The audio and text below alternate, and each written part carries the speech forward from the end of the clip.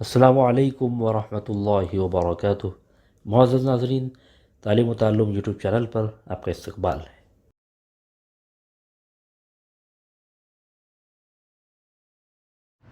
سلسلہ نمبر 211، سوال نمبر 1۔ غزوہ احد کے بعد جب کفار کا لشکر واپس مکہ جا رہا تھا تو آپ صلی اللہ علیہ وسلم نے مسلمانوں کو کس بات کا حکم دیا؟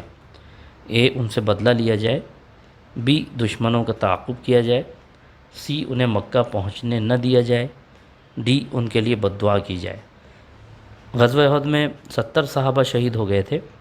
مسلمان رنج و غم کے عالم میں تھے، لیکن آپ صلی اللہ علیہ وسلم نے مسلمانوں کو حکم دیا کہ دشمنوں کا تعاقب کیا جائے، تو سب نے آپ کے بات پر لبیک کہا اور دشمنوں کا تعاقب کیا۔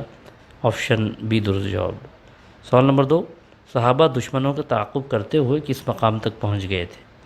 اے، Badr, B, Uhud, C, Quba, D, Hamra al Assad.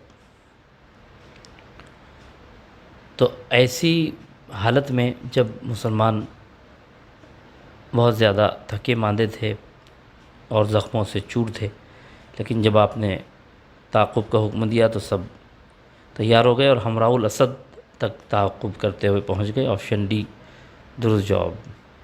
سوال نمبر 3، مسلمان حمراء الاسد میں کتنے دن تک مقیم رہے؟ اے، 4 دن، بی، 5 دن، سی، 2 دن، ڈی، 3 دن۔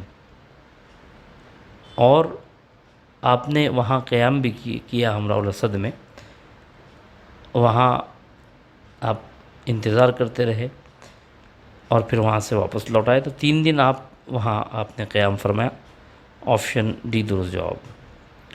بہت بہت شکریہ۔ السلام علیکم ورحمۃ اللہ وبرکاتہ۔